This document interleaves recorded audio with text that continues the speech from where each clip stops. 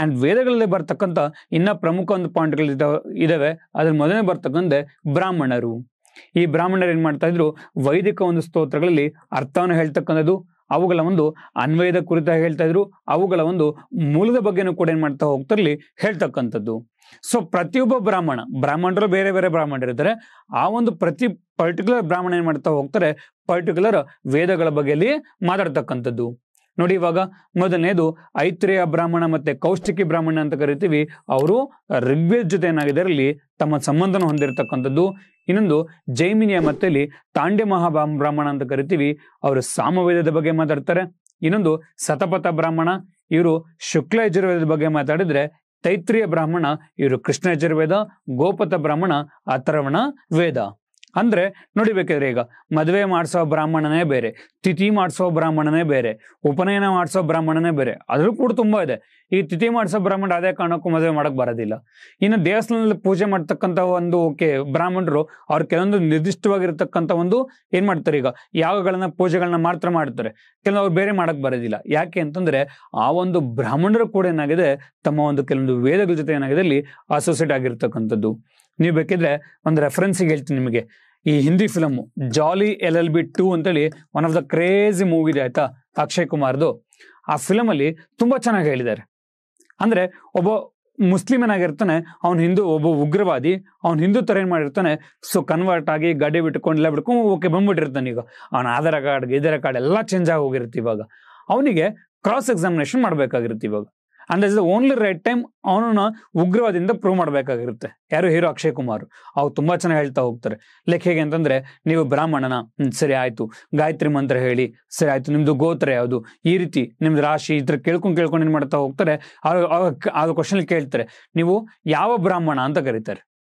ಯಾವ ಬ್ರಾಹ್ಮಣ, ಓಕೆ, ನಿಮ್ದು ಯಾವ ವೇದ ಯಾವುದು, ಬೇಕಾದ್ರೆ ಪಾಠ ಸೀನ್ ನೋಡ್ಬೋದು. ಇವಾಗ ಯಾವ ಬ್ರಾಹ್ಮಣ ಅಂಡ್ ಯಾವ ಒಂದು ನೀವು ವೇದ ಸೇರಿರ್ತಕ್ಕಂಥವ್ರು ಅಂತ ಹೇಳ್ತಕ್ಕಂಥದ್ದು. ಈ ರೀತಿ ಹೇಳ್ತಾ ಅಮ್ಮ ಲಾಸ್ಟ್ ಏನ್ ಮಾಡ್ತಾನೆ, ಆ ಕ್ವಶನ್ಸ್ಗೆ ಆನ್ಸರ್ ಮಾಡೋಕ್ಕಾಗದೆ ಅಲ್ಲ ಅನ್ಬಿಡ್ತಾನೆ. ಅಂಡ್ ಅದ್ರ ಮೂಲಕ ಕಲ್ಪ್ರಿಟ್ ವಾಸ್ ಅರೆಸ್ಟೆಡ್. ಆ ಕಲ್ಪ್ರಿಟ್ ಗೊತ್ತಾಗುತ್ತೆ ಅವನೆಲ್ಲರಿಗೂ ಯಾಮರ್ಸಿದ್ದಾನೆ ಅಂತ ಹೇಳಿ. ಬೈ ದಿಸ್ ವೇ ಇಲ್ಲಿ ಪ್ರತಿಯೊಬ್ಬ ಬ್ರಾಹ್ಮಣನ ಬಗ್ಗೆನೂ ಕೂಡ ಏನ್ ಮಾಡ್ತಾ ಹೋಗಿದ್ರೆ, ಪ್ರತಿಯೊಂದು ವೇದಗಳ ಕುರಿತಾಗಿ ಇಲ್ಲಿ ಅಧ್ಯಯನದಲ್ಲಿ ನಡೆಸ್ತಾ ಹೋಗ್ತಾರೆ. ಇನ್ನು ಅರಣ್ಯಕಗಳು ಅಂತ ಕರೀತಾ ಹೋಗ್ತೀವಿ.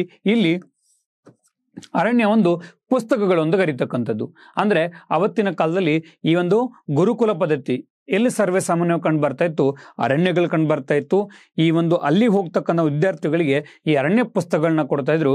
ಇದ್ರ ಮೂಲಕ ಅವ್ರು ಹೇಗೆ ಇರಬೇಕು, ಈ ಅರಣ್ಯಗಳಲ್ಲಿ ಹೇಗೆ ಜೀವನ ಮಾಡಬೇಕು, ಯಾವ ರೀತಿ ಇರಬೇಕು ಅಂತಕ್ಕಂಥ ಒಂದು ವಿಸ್ತಾರವಾಗಿರ್ತಕ್ಕಂಥ ಒಂದು ಇನ್ಫಾರ್ಮೇಶನ್ ಕೊಡ್ತಕ್ಕಂಥ ಒಂದು ಪುಸ್ತಕವೇ ನಾವು ಅರಣ್ಯಕಗಳು ಅಂತ ಏನ್ ಮಾಡ್ತಾ ಹೋಗ್ತೀವಿ ಕರೀತಕ್ಕಂಥದ್ದು. ಇನ್ನ ನೆಕ್ಸ್ಟ್ ಇಸ್ ಉಪನಿಷತ್ ಅಂತ ಕರೀತಾ ಹೋಗ್ತೀವಿ. ಉಪನಿಷತ್ ನೋಡಿ, ವೇದ ಅಂತಂದ್ರೆ ಜ್ಞಾನ ಅಂತ ಕರಿತೀವಿ, ಉಪನಿಷತ್ ಅಂತಂದ್ರೆ ಫಿಲಾಸಫಿ ಅಂತ ಕರಿತೀವಿ, ಅಥವಾ to sit near some one.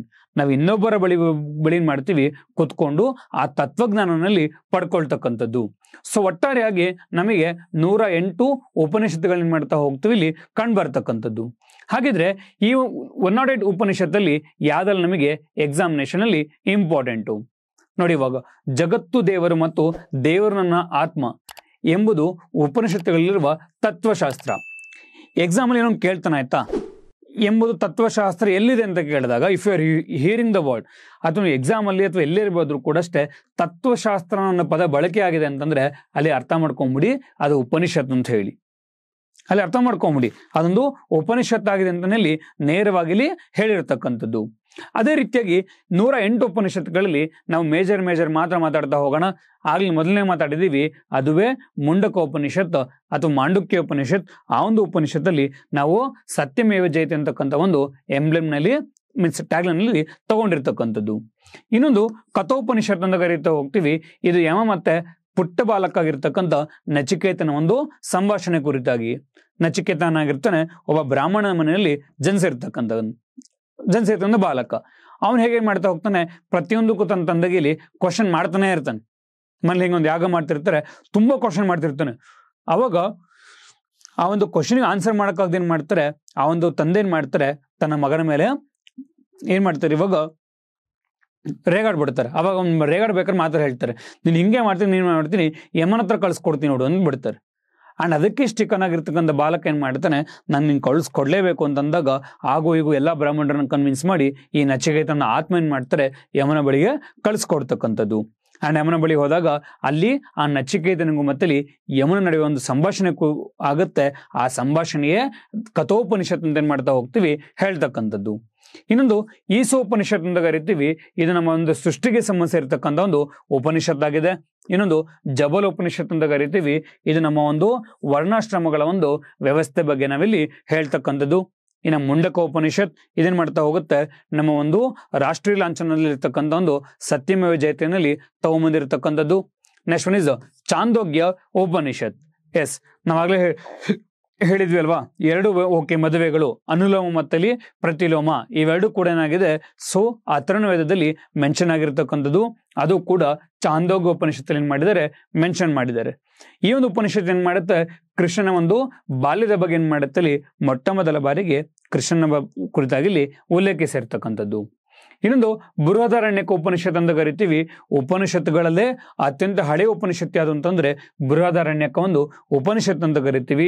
ಅಸತೋಮ ಒಂದು ಸದ್ಗಮಯ ಅಂತಕ್ಕಂಥ ಫೇಮಸ್ ಶ್ಲೋಕ ಏನಾಗಿದೆ ಈ ಒಂದು ಶ್ಲೋಕದಲ್ಲೇ ಕಂಡು ಬರ್ತಕ್ಕಂಥದ್ದು. ಅದೇ ರೀತಿಯಾಗಿ ದಾರಾಶಿಕೋ, ಸೊ ಇವ್ರೇನ್ ಮಾಡ್ತಾ ಹೋಗ್ತಾರೆ, ಔರಂಗಜೇಬ್ ಶಾಜನ ಮಗ ಆಗಿರ್ತಕ್ಕಂಥ ಹಿರಿಮಗ ಆಗಿರ್ತಕ್ಕಂಥ ದಾರಾಶಿಕೋ ಇವರು ಈ ಒಂದು ನಮ್ಮ ಒಂದು ಉಪನಿಷತ್ತುಗಳೇನ್ ಮಾಡ್ತಾರೆ, ಪರ್ಷಿಯಾ ಭಾಷೆಗೆ ಕನ್ವರ್ಟ್ನ ಮಾಡ್ತಾರೆ. ಅಂಡ್ ಯಾವ ಟೈಟಲ್ ಅಲ್ಲಿ ಸಿರ್ ಐ ಅಕ್ಬರ್ ಅಂತ ಏನ್ ಮಾಡ್ತಾರೆ, ಆ ಒಂದು ಶೀರ್ಷಿಕದಲ್ಲಿ ಏನ್ ಮಾಡ್ತಾ ಹೋಗ್ತಾರೆ, ಪರ್ಷಿಯನ್ ಭಾಷೆಗೆ ನಮ್ಮ ಉಪನಿಷತ್ತುಗಳಲ್ಲಿ ಮೀನ್ಸ್ ಟ್ರಾನ್ಸ್ಲೇಟ್ ಮಾಡ್ತಕ್ಕಂಥದ್ದು. ಇನ್ನೊಂದು ಶ್ವೇತಾಶ್ವತರ ಉಪನಿಷತ್ ಅಂತ ಕರೀತಾ ಹೋಗ್ತೀವಿ. ಈ ಉಪನಿಷತ್ತದಲ್ಲಿ ಮೊಟ್ಟ ಮೊದಲ ಬಾರಿಗೆ ಶಿವನ ಬಗ್ಗೆಯಲ್ಲಿ ಉಲ್ಲೇಖ ಆಗಿರ್ತಕ್ಕಂಥದ್ದು. ಶಿವನ ಬಗ್ಗೆ ಉಲ್ಲೇಖ ಆಗಿರ್ತಕ್ಕಂಥ ಮೊಟ್ಟ ಮೊದಲ ಉಪನಿಷತ್ ಯಾವುದು ಅಂತಂದ್ರೆ ಅದುವೇ ಶ್ವೇತಾಶ್ವತರ ಉಪನಿಷತ್ ಅಂತ ಏನ್ ಮಾಡ್ತಾ ಹೋಗ್ತೀವಿ ಹೇಳ್ತಕ್ಕಂಥದ್ದು. ಇದರಲ್ಲಿ ನಾವು ಶಿವನನ್ನ ಅಥವಾ ರುದ್ರನಿಂದ ಕರಿತಾ ಹೋಗಿದ್ದೀವಿ. ಪ್ರಪಂಚ ಸೃಷ್ಟಿಕರ್ತ, ಸಂರಕ್ಷಕ ಮತ್ತು ವಿನಾಶಕ ಅಂತನೂ ಕೂಡ ಏನ್ ಮಾಡ್ತಾ ಹೋಗಿದ್ದಾರೆ ಆ ಒಂದು ಉಪನಿಷತ್ತಲ್ಲಿ ಹೇಳಿರ್ತಕ್ಕಂಥದ್ದು. ನೆಕ್ಸ್ಟ್ ಬರ್ತಕ್ಕಂಥ ವೇದಾಂತ ಅಂತ ಕರಿತಾ ಹೋಗ್ತೀವಿ. ಈ ವೇದಾಂತ ಅಂತಂದ್ರೆ ವೇದಗಳ ಒಂದು ಅಂತಿಮ ಗುರಿನ ಹೇಳ್ತಾ ಹೋಗುತ್ತೆ. Why we have to learn Vedas. ನಾವ್ ಯಾಕೆ ವೇದಗಳ ಬಗ್ಗೆ ತಿಳ್ಕೋಬೇಕು, ಅವುಗಳ ಒಂದು ಅಂತಿಮ ಒಂದು ಗುರಿನ ತಿಳ್ಕೊಳ್ತಕ್ಕಂಥದ್ದೇ ನಾವು ವೇದಾಂತ ಅಂತ ಏನ್ ಮಾಡ್ತಾ ಹೋಗ್ತೀವಿ ಹೇಳ್ತಕ್ಕಂಥದ್ದು. ಇನ್ನು ನೆಕ್ಸ್ಟ್ ಬರ್ತಕ್ಕಂಥ ವೇದಾಂಗ ಅಂತ ಕರಿತಾ ಹೋಗ್ತೀವಿ. ನಾವಿದನ್ನ ಬಿಡಿಸಿ ಹೇಳೋದಾದ್ರೆ ವೇದಗಳ ಒಂದು ಅಂಗಗಳು ಅಂತ ಏನ್ ಮಾಡ್ತಾ ಹೋಗ್ತೀವಿ ಕರಿತಕ್ಕಂಥದ್ದು. ಒಟ್ಟಾರೆಯಾಗಿ ಪ್ರತಿ ವೇದದಲ್ಲೂ ಕೂಡ ಏನಾಗಿದೆ, ನಾವು 6 ಅಂಗಗಳನ್ನ ಮಾಡ್ತಾ ಹೋಗ್ತೀವಿ ನೋಡ್ತಕ್ಕಂಥದ್ದು. ಮೊದಲನೇ ಅಂಗ ಬಂದು ನಾವು ಶಿಕ್ಷಾ ಅಥವಾ ಫೊನೆಟಿಕ್ಸ್ ಅಂತ ಕರಿತೀವಿ. ಇಲ್ಲಿ ಅತ್ಯಂತ ಹಳೆಯ ಒಂದು ಧ್ವನಿಶಾಸ್ತ್ರ ಪ್ರತಿಶಾಖ್ಯ ಅಂತ ಕರಿತಕ್ಕಂಥದ್ದು. ಅಂದ್ರೆ ನಾವು ಬಾಯಿಲಿ ಏನ್ ಮಾಡ್ತಾ ಹೋಗ್ತೀವಿ, ಒಬ್ಬ ಗುರುಗಳಾಗಿ ಇನ್ನೊಬ್ರಿಗೆ ಟೀಚ್ ಮಾಡ್ತಾ ಹೋಗ್ತೀವಿ, ಅದನ್ನೇನ್ ಮಾಡ್ತಾ ಹೋಗ್ತಾರವರು ಕೇಳಿಸ್ಕೋದ್ರ ಮೂಲಕ ಏನ್ ಮಾಡ್ತಾ ಹೋಗ್ತಿರ್ಲಿ ನೆನಪಲ್ಲಿ ಇಟ್ಕೊಳ್ತಕ್ಕಂಥದ್ದು. ಎರಡನೇದು ನಾವು ಕಲ್ಪಸೂತ್ರ ಅಂತ ಕರಿತಾ ಹೋಗ್ತೀವಿ. ಅಂದ್ರೆ ಆಚರಣ ಒಂದು ವಿಜ್ಞಾನ, ಯಾವ ರೀತಿ ಆಚರಣೆ ಇರಬೇಕು ನೋಡಿ. ಮೊದಲನೇದು ಇವಾಗ ಶೌತ ಸೂತ್ರ ಅಥವಾ ನಾವು ಸೂಲ್ವ ಸೂತ್ರ ಅಂತ ಕರಿತೀವಿ. ಇದು ತ್ಯಾಗಗಳಿಂದ ಏನ್ ಮಾಡ್ತಾ ಹೋಗುತ್ತೆ ಅನುಕರಣೆ ಮಾಡ್ತಕ್ಕಂಥದ್ದು. ಇನ್ನೊಂದು ಗೃಹ ಸೂತ್ರ ಅಂತ ಕರಿತೀವಿ, ಕುಟುಂಬದ ಒಂದು ಸಮಾರಂಭಗಳ ಬಗ್ಗೆ ಮಾಡ್ತಾ ಹೋಗುತ್ತೆ. ಇನ್ನು ಧರ್ಮಸೂತ್ರ ಅಂತಂದ್ರೆ ವರ್ಣಗಳ ಬಗ್ಗೆ ಏನ್ ಮಾಡ್ತಾ ಹೋಗುತ್ತೆ ಇಲ್ಲಿ ಡೀಲ್ ಮಾಡ್ತಕ್ಕಂಥದ್ದು. ಮೂರನೇ ಅಂಗ ಅದುವೇ ನಾವು ಜ್ಯೋತಿಷ್ಯ ಅಂತ ಕರಿತೀವಿ, ಅಂದ್ರೆ ಖಗೋಳ ಒಂದು ಶಾಸ್ತ್ರ. ಇನ್ನು ನಾಲ್ಕನೇದು ವ್ಯಾಕರಣ, ನಥಿಂಗ್ ಬಟ್ ಗ್ರಾಮರ್ ಓನ್ಲಿ. ಇದನ್ನ ಪಾಣಿನಿಯ ಒಂದು ಅಷ್ಟಾಧ್ಯಾಯಿ ನಮಗೆ ದೊರಕಿರ್ತಕ್ಕಂಥ ಮೊಟ್ಟ ಮೊದಲ ಒಂದು ಗ್ರಾಮರ್ ಪುಸ್ತಕ ಅಂತನೂ ಕೂಡ ನಾವಿಲ್ಲಿ ಹೇಳ್ತಕ್ಕಂಥದ್ದು. ಇನ್ನು ಐದನೇದು ನಿರುಕ್ತ ಅಂತ ಕರಿತೀವಿ, ವಿದ್ಯುತ್ ಬಗ್ಗೆ ಮಾತಾಡ್ತಾ ಹೋಗುತ್ತೆ. ಆರನೇದು ಚಂದ ಅಂತ ಕರಿತೀವಿ, ಮೆಟ್ರಿಕ್ಸ್ ಬಗ್ಗೆ ಇಲ್ಲಿ ಮಾತಾಡ್ತಕ್ಕಂಥದ್ದು. ಈ ರೀತಿಯಾಗಿ ಒಟ್ಟಾರೆಯಾಗಿ ಏನ್ ಮಾಡ್ತಾ ಹೋಗ್ತೀವಿ, ನಾವು 6 ವೇದಾಂಗಗಳ ಬಗ್ಗೆ ಏನ್ ಮಾಡ್ತಾ ಹೋಗ್ತೀವಿ ಇಲ್ಲಿ ಡೀಲ್ ಮಾಡ್ತಕ್ಕಂಥದ್ದು. ಈ ನೆಕ್ಸ್ಟ್ ಒನ್ ಇಸ್ ಅಬೌಟ್ ನಾವು ಪುರಾಣ ಅಂತ ಕರಿತಾ ಹೋಗ್ತೀವಿ. ಸೊ ಪುರಾಣ ಅಂತಂದ್ರೆ ನಾವು ಇದಕ್ಕೆ ಪ್ರಾಚೀನ ಅಥವಾ ನಾವು ಹಳೆಯ ಅಂತನೂ ಕೂಡ ಇಲ್ಲಿ ಉಲ್ಲೇಖಿಸ್ತಕ್ಕಂಥದ್ದು. ಒಟ್ಟಾರೆಯಾಗಿ ನಮ್ಮಲ್ಲಿ 18 ಮಹಾಪುರಾಣಗಳನ್ನ ನಾವಿಲ್ಲಿ ನೋಡ್ತಕ್ಕಂಥದ್ದು. ಈ 18 ಮಹಾಪುರಾಣ ಕೂಡ ಏನ್ ಮಾಡ್ತಾ ಹೋಗುತ್ತೆ, ಒಬ್ಬೊಬ್ಬರಾಗೆ ಡೀಲ್ ಮಾಡ್ತಾ ಹೋಗುತ್ತೆ.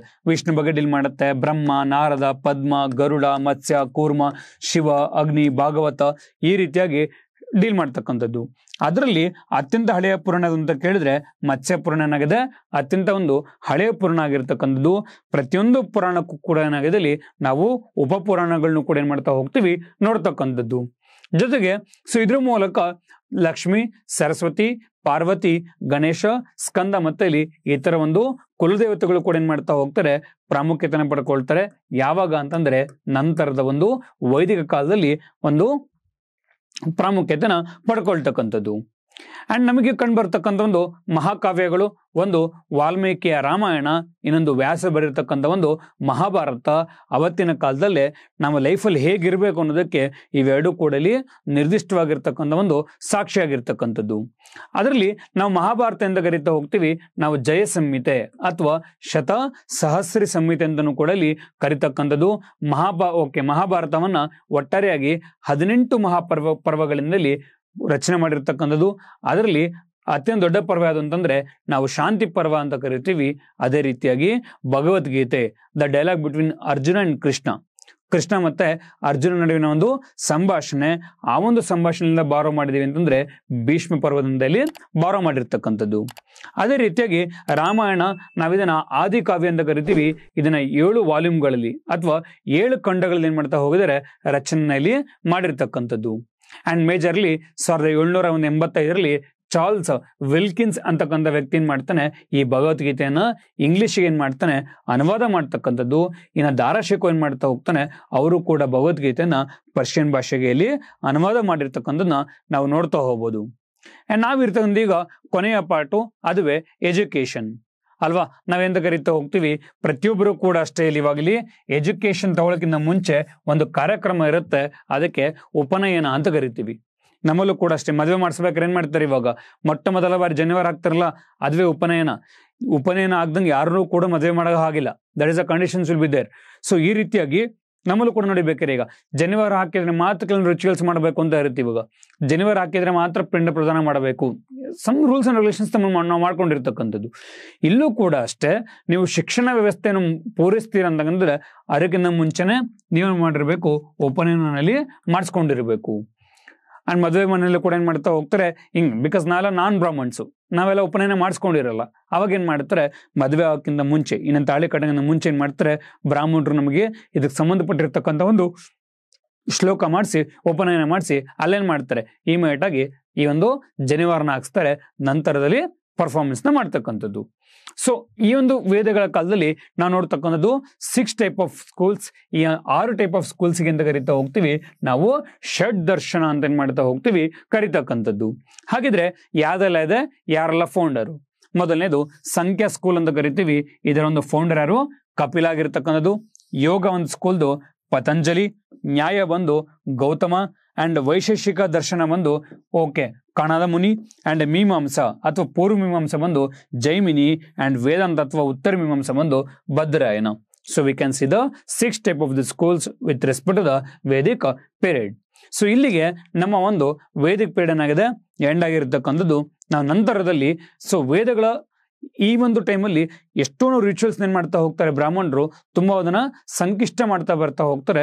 ಮೋಕ್ಷಗಳನ್ನ ಪಡ್ಕೊಳ್ಳಿಕ್ಕೆ ನಾವು ಜನರನ್ ಮಾಡ್ತಾ ಹೋಗ್ಬೇಕಾಗತ್ತೆ, ಇಲ್ಲಿ ತುಂಬಾ ಹರಸಾಹಸ ಪಡ್ತಾ ಹೋಗ್ಬೇಕಾಗತ್ತೆ. ಇಂತಹ ಸಂದರ್ಭದಲ್ಲೇ ಅರೌಂಡ್ 6th century ಬೇಸ್ನಲ್ಲಿ ಹೊಸ ಒಂದು ಸಾಮ್ರಾಜ್ಯ ಒಂದು ಧರ್ಮಗಳಲ್ಲಿ ಉಗಮ ಆಗತ್ತೆ. ಅದುವೇ ಬೌದ್ಧ ಮತ್ತು ಇಲ್ಲಿ ಜೈನ ಧರ್ಮ. ಅದು ನಾವಿಲ್ಲಿ ನಂತರ ತರಗತಿನಲ್ಲಿ ನೋಡ್ತಾ ಹೋಗೋಣ. ಧನ್ಯವಾದಗಳು.